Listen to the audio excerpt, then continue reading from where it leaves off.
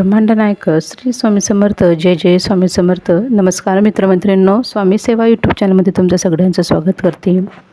तर आता परत मी श्राद्धाविषयीच काही विषय घेऊन आली आहे. श्राद्ध कसे करावे किंवा मृत्यूतिथी माहिती नसेल तर काय करावे याविषयी तुमची शंका समाधान मी करणार आहे. तर त्याविषयी मी थोडक्यात व्हिडिओ बनवण्याचा प्रयत्न करते, तर तुम्ही शेवटपर्यंत नक्की ऐका. आणि मृत्यूतिथी ज्यांना माहिती नसेल, असे बरेचसे लोक आहेत ज्यांना मृत्यूतिथी माहिती नसते किंवा काही कारणास्तव ते विसरून जातात. त्यामुळे अशा वेळेस काय करायचं, अशा वेळेस श्राद्ध कसे घालायचे याविषयी मी तुम्हाला सांगणार आहे. मृत्यूतिथी माहिती नसेल तर काय करावे याचे विधान शास्त्रात पुढील प्रमाणे सांगितण्यात आले आहे. सर्वप्रथम, मृत्यूतिथी माहिती नाही पण मृत्यू झालेला महिना ठाऊक असेल तर त्या महिन्याच्या अमावस्येला श्राद्ध करावे. मृत्यूतिथी किंवा महिना काहीच ठाऊक नसेल तर माघ महिन्याच्या किंवा मार्गशीर्ष महिन्याच्या अमावस्येला श्राद्ध करावे. एखादी व्यक्ती घरातून बाहेर पडली आणि पुन्हा आलीच नाही, काहीच वार्ता लागली नाही, तर ती व्यक्ती ज्या तिथीला घरातून बाहेर पडली असेल त्या तिथीला श्राद्ध करावे. एखादी व्यक्ती घरातून निघून गेली, कधी मृत्यू झाली हे कळलेच नाही, मात्र मृत्यू झाली आहे ही बातमी ज्या तिथीला कळेल त्या तिथीला श्राद्ध करावे. एखादी व्यक्ती घरातून निघून गेली, शोध लागला नाही, पण 15 वर्षे वाट पाहावी, 15 वर्षात आला नाही तर त्याची प्रतिमा करून त्यावर अंत्यविधी करावी. 14व्या दिवसांचा पर्यंतचा सर्व क्रियाक्रम करावे व प्रतिमेला अग्नी दिला की तिथी करावी. 15 वर्ष वाट पाहून मृत्यू झाला असेल समजून अंत्यविधी क्रियाकर्म केले असेल आणि अचानक अशी व्यक्ती कधी घरी आली तर त्याचा पुनर्जन्म झाला असे समजून त्याचा जातकर्मविधी करून त्याला व्यवहारात घ्यावे. श्राद्धाच्या दिवशी सोयर आणि सुतक असेल तर ते संपल्यानंतर ताबडतोब श्राद्ध करावे किंवा त्या महिन्याच्या एकादशीला अथवा अमावस्येला श्राद्ध करावे अथवा पुढील महिन्याच्या त्याच तिथीला करावे. श्राद्ध करणाऱ्याच्या पत्नीला मासिक पाळीची अडचण असेल तर पिंड न करता श्राद्ध करावे किंवा 5व्या दिवशी श्राद्ध करावे. आणि महालय श्राद्ध असेल तर ते पुढे ढकलावे. महालय श्राद्ध दिवाळीपर्यंत केव्हाही करता येत असतं. पत्नी नसल्यास अथवा तुम्ही प्रवासात असाल, शिदा घ्यावा अथवा हिरण्य श्राद्ध करावे, म्हणजे नुसती दक्षिणा द्यावी. संध्याकाळच्या जवळच्या वेळेस अथवा रात्री श्राद्ध करू नये. श्राद्ध शक्यतो तळमजल्यावर स्वतःच्या घरातच करावे अथवा दुसऱ्यांच्या घरात त्यांच्या परवानगीनेच करावे. आपत्कालीन श्राद्ध प्रकार काय आहेत त्याविषयी मी तुम्हाला थोडक्यात सांगते. श्राद्धाच्या दिवशी आचारसंपन्न उत्तम ब्राह्मण मिळले नाही तर जसे श्राद्ध मिळेल तसे सांगून श्राद्ध करावे. आईचे श्राद्ध असेल किंवा ब्राह्मण मिळत नसतील तर सुवासिनी बोलवून सांगून श्राद्ध करावे. कोणीच ब्राह्मण मिळाले नाही तर पाटावर दरवाजे ब्राह्मण बसवावे आणि यथाविधी श्राद्ध करावे. याला चट श्राद्ध असे म्हणतात. किंवा गाईला नैवेद्य दाखवावा व जेवू घालावे. स्वतःला राजकारणामुळे, तुरुंगवासामुळे अथवा आजारपणामुळे श्राद्ध करण्यास जमत नसेल तर आपल्या पुत्राकडून, शिष्याकडून अथवा ब्राह्मणांकडून श्राद्ध करून घ्यावे.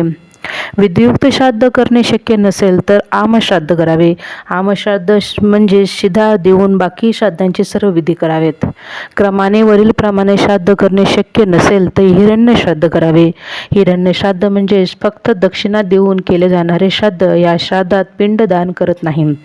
ब्राह्मणतर्पणे विधीने श्राद्ध करावे. ब्राह्मणतर्प विधी म्हणजे ब्राह्मणाला घरी बोलावून हातपाय धुतल्यावर आसनावर बसवावे व त्याची पंचोपचार पूजा करावी आणि पृथुस्वरूप जनार्दन वासुदेव प्रियताम असा संकल्प करून भोजन घालवावे व दक्षिणा द्यावी. पिंड श्राद्ध करावे. पिंड श्राद्ध म्हणजे संकल्पपूर्व केवळ पिंडदान करावे. तेथे ब्राह्मण भोजन नाही घातले तरी चालते. काही करणे शक्य नसेल तर पितरांच्या नावाने पाण्याने भरलेले कुंभ ब्राह्मणाला द्यावा. एखाद्या गरीबाला भुकेल्याला अन्न देऊन पितरांचे स्मरण करावे अथवा ब्राह्मणाला तीळ देऊन पितरांचे स्मरण करावे. थोडी दक्षिणा देऊन पितरांचे स्मरण केले तरीही चालते. यथाशक्ती धान्य देऊन पितरांचे स्मरणही करता येत असते. गायला गवत घालून पितरांचे स्मरण करता येते. तिलोदकाचे तर्पण करावे अथवा थोडे गवत जाळून पितरांचे स्मरण करावे. श्राद्धाच्या दिवशी उपवास करून पितरांचे स्मरण करावे. श्राद्धविधी वाचावे किंवा पैकी काही करणे शक्य नसेल तर वनात जाऊन गवताची काडी सूर्याला व लोकपालांना दाखवून दोन्ही हात वर करून प्रार्थना करावी की हे पितरांनो, माझ्याजवळ श्राद्धकरिता काही धनसंपत्ती नाही. मी सर्व पितरांचा नमस्कार करतो. माझ्या प्रार्थनेने सर्व पितर तृप्त होत. अथवा निर्मनुष्य अरण्यात जाऊन हात वर करून मोठ्याने म्हणावे, हे पितरांनो, मी निर्धन आहे. मला पितृऋणातून मुक्त करा अथवा दक्षिणेकडे तोंड करून रडावे, अर्थात हे सर्व उपाय आहेत. यावरून आपल्याला असे लक्षात आले की प्रतिवर्षी श्राद्ध करणे किती महत्त्वाचे आहे. जेवढे कुळधर्म कुळाचाराचे महत्त्व आहे तेवढेच महत्त्व दरवर्षी येणाऱ्या श्राद्ध कर्माचेही आहेत. त्यानंतर मी तुम्हाला थोडक्यात पितृपक्षाविषयी श्राद्ध घालण्याची शंका समाधानाविषयी थोडक्यात मी माहिती देण्याचा प्रयत्न करते. घरात म्हणजे कुळात चालू वर्षात एखादी व्यक्ती मृत झाली असल्यास महालय श्राद्ध करता येत नाही. मृत व्यक्तीस 1 वर्ष पूर्ण झाल्याशिवाय महालय श्राद्ध करता येत नाही. घरात किंवा कुळात शवासन मृत झाली असल्यास कोणत्या दिवशी श्राद्ध करावे, तर शवासन व्यक्ती मृत्यू होऊन 1 वर्ष पूर्ण झाल्यानंतर पितृपक्षात अविधवा नवमी, भाद्रपद कृष्ण नवमी या दिवशी श्राद्ध करता येते. ज्या पूर्वजांची तिथी पौर्णिमा असेल त्यांचे श्राद्ध कोणत्याही दिवशी घालतात. पंचमी, अष्टमी, द्वादशी किंवा सर्व पितरी अमावस्येला घालतात. ज्यांचा मृत्यू हा घातपाताने झाला असेल किंवा आत्महत्या केली असेल असे श्राद्ध कोणत्या तिथीस घालावे, तर शस्त्रदहित शास्त्र म्हणजे भाद्रपद कृष्ण चतुर्दशी या तिथीला घालावे. संन्यासी किंवा घर सोडून गेलेल्या व्यक्तींचे श्राद्ध कोणत्या तिथीस घालावे, अशा व्यक्तींचे श्राद्ध भाद्रपद कृष्ण द्वादशीला घालतात. पितरांची तिथी माहिती नसल्यास कोणत्या दिवशी श्राद्ध करावे, भाद्रपद कृष्ण द्वादशी किंवा अमावस्या, सर्व पितरी अमावस्या या दिवशी सर्व पितरांचे ज्ञात अज्ञात श्राद्ध घालता येते. तसेच ब्राह्मणास हिरणदान व अमावस्या मागणाऱ्या स्त्रियांना शिधादान द्यावे. श्राद्ध घालताना नैवेद्य मंडल कसे घालावे, पाण्याचे गोल मंडल करून त्यावर नैवेद्याचे ताट मांडावे व अंगठाच्या बाजूने उलट्या दिशेने पाणी फिरवावे. अघोर पितरांच्या सद्गतीसाठी कोणती सेवा करावी, पितृस्तुती, बाह्यशांती, सूक्त, पितृदृष्टिकारक स्तोत्र वाचावे. तसेच दुपारी 12 वाजता एका पोळीवर थोडा भात, तूप, 5 ते 7 काळे तीळ घेऊन खालील मंत्र दक्षिणाभिमुख बसून 1 माळ जप करून अंती त्या माळेचा स्पर्श त्या भातास करणे. यामुळे अघोर पितरांचा देखील सद्गती लाभते. तर पुढील प्रमाणे सांगते. मध्वः सोमास्याधीना मदाय प्रंतो होता विवासनेवाम बहिष्मती राती विश्रिता गिरीशायात नासंत्योपभाजे. मातामह श्राद्ध म्हणजे काय, त्याचा अधिकार कोणाला असतो याविषयी मी थोडक्यात सांगते.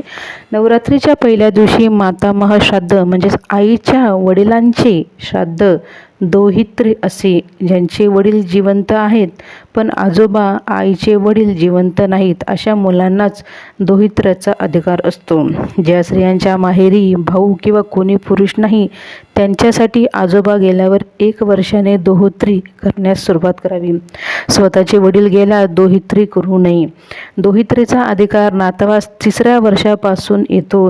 हे दोहित्री श्राद्ध पूर्ण स्वयंपाक करून करणे अधिक इष्ट होय. नवरात्रीचा पहिला दिवस असला तरी देवीचा वेगळा स्वयंपाक करण्याची गरज नाही. पितृपक्षात पारायण करता येतं का, अगदी भरपूर महिलांना पडलेला प्रश्न असतो की पितृपक्ष चालू असतो त्यावेळेस आपल्याला कुठले पारायण उपासना वगैरे करता येते का, तर त्याविषयी सांगण्याचं झालं की कुठलेही असं काही नाही की तुम्ही कुठलेही पारायण वगैरे करू शकतात. पितृपक्षात कोणत्याही प्रकारचे ग्रंथाचे पारायण करता येते, जसे गुरुचरित्र, नवनाथ पारायण, भागवत पारायण, श्रीपाद चरित्र इत्यादी पितृपक्षात केले पारायण हे पितरांचे संतोषकारक असते. दैनंदिन जीवनात पितरांची सेवा कशी करता येते, म्हणजे आपण रोज अगदी कमी वेळात आपण पितरांची सेवा कशी करू शकतो याविषयी मी तुम्हाला थोडक्यात सांगते. सकाळी उठल्यानंतर देवपूजेच्या आधी नित्यसेवा ग्रंथातील पितृदृष्टिकारक स्तोत्र व बाह्यशांती सूक्त वाचावे. रोज पंचमहायज्ञ करावा. नित्यसेवा ग्रंथात विस्तृत माहिती वाचावी. या पंचमहायज्ञासाठी फक्त 5 मिनिटे लागतात. दर अमावस्येला हिरणदान करावे, जसे की 1 जानवे, पेढे, 5 किंवा 10 रुपये दक्षिणा इत्यादी ब्राह्मणाला दान करावे. दर अमावस्येला 1 किलो कोळसा, 3 नारळ घेऊन त्यावर 1 माळ महामृत्युंजय जप करावा व जवळपासच्या जलाशयात सोडून द्यावे. पक्ष भाद्रपद मासाची कृष्ण पक्ष. पितृपक्षात श्राद्ध करण्याचे महत्त्व. पितरांसाठी श्राद्ध न केल्यास त्यांच्या इच्छा अतृप्त राहिल्यामुळे तसेच असे पितर वाईट शक्तीच्या नियंत्रणात जाऊन त्यांचे दास झाल्याने वाईट शक्तीने त्यांचा उपयोग करून कुटुंबियांना त्रास देण्याची शक्यता असते. श्राद्धामुळे पितरांचे रक्षण होते, त्यांना गती मिळते आणि आपले जीवनही सुसह्य होते. पितृपक्षात एक दिवस पितरांचे श्राद्ध केला असता ते वर्षभर तृप्त होत असते. तर अशा प्रकारे नक्की सगळ्यांनी आपले जे काही तिथी असेल त्यानुसार नक्की पितृपक्षात सेवा करा आणि दैनंदिन सेवा तर नक्कीच करा. अगदी 5 मिनिटाची ही सेवा आहे. तर माझा व्हिडिओ तुम्हाला कसा वाटला कमेंट करून नक्की सांगा. आजची सेवा इथंच थांबवते. श्री स्वामी समर्थ. जय जय स्वामी समर्थ.